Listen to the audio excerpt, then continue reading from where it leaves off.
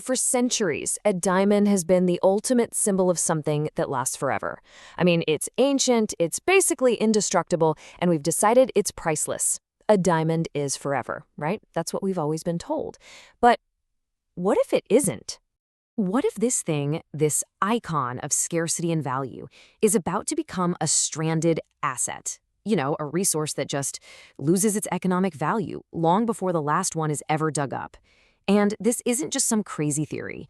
A recent analysis argues it is happening right now, and it has absolutely massive implications for the one nation that bet its entire future on that diamond dream. So, to really get this, let's talk about the hero of the story, Botswana. For 50 years, this country has been the absolute poster child for how to use natural resources for good. I'm sure most of you have heard of the resource curse. That weird paradox where countries with tons of natural wealth actually end up with slower growth and weaker institutions.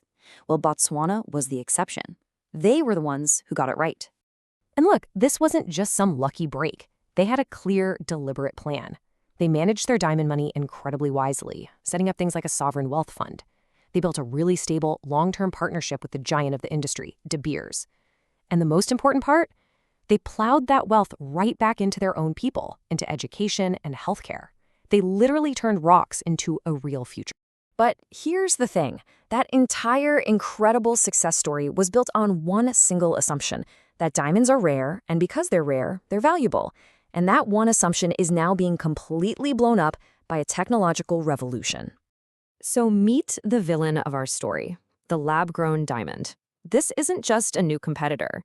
The source material for this explainer calls it a China shock to the whole system, an outside force coming from this massive, coordinated industrial machine that is changing the entire game.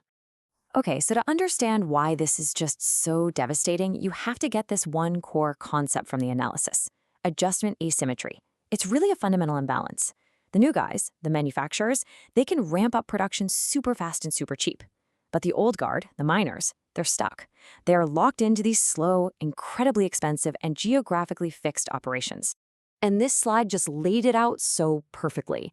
On one side, you've got mining. It's limited by geology, has these massive upfront costs, and it actually gets more expensive as you go deeper.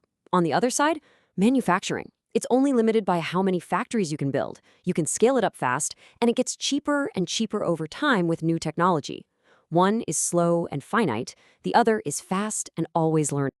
And don't get it twisted, this isn't just a few scientists in a lab. We are talking about a massive, state-guided industrial machine, mostly concentrated in places like China's Henan province. It's all vertically integrated, so they can switch from making jewelry to making industrial diamonds for things like semiconductors on a whim. In fact, Beijing has even put this tech on its export control list. That's a huge signal that they see this as a strategic national asset. So, what happens to a market that is literally built on the idea of scarcity when a competitor shows up who can manufacture an identical product at scale with costs that are just constantly falling? Well, the fallout is pretty dramatic. Just look at these numbers. The wholesale price for a 1-carat lab-grown diamond, it went from over $4,000 in 2018 to less than $200 today. This isn't some market correction, this is a complete and total price collapse. Yeah, a 95% drop in under a decade. Just let that sink in for a second. The value has literally been engineered out of existence. And we're not talking about some niche little market here. Lab-grown diamonds are quickly taking over the single most important part of the business, the U.S. engagement ring market. The fortress of the natural diamond industry is basically crumbling.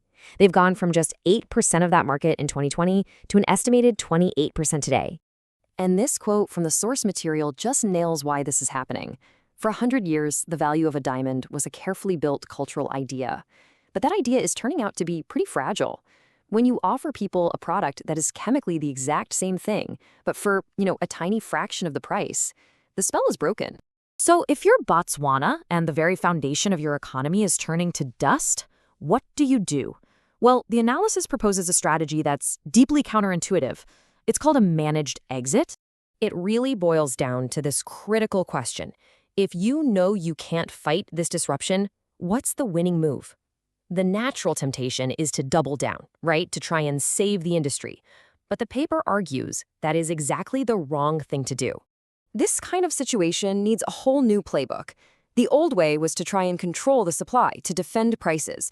But that's just impossible when your competitor has a virtually infinite supply.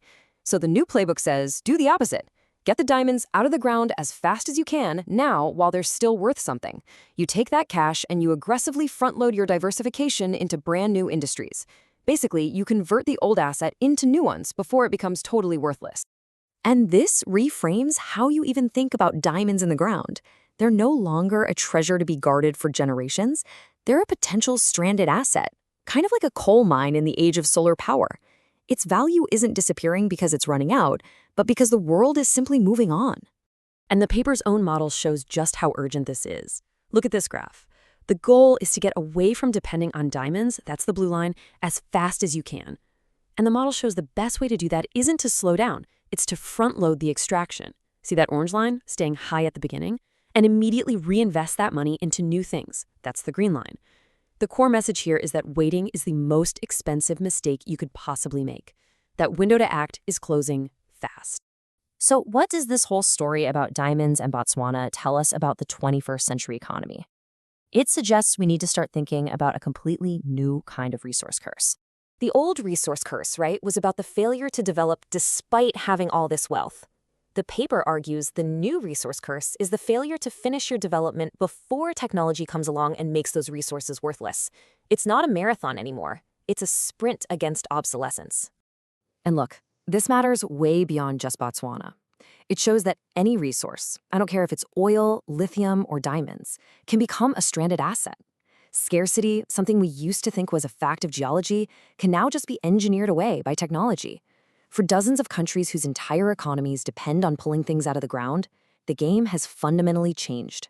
The biggest challenge they face is now a race against time, which leaves all of us with a final and kind of unsettling question. The diamond was the literal symbol of forever.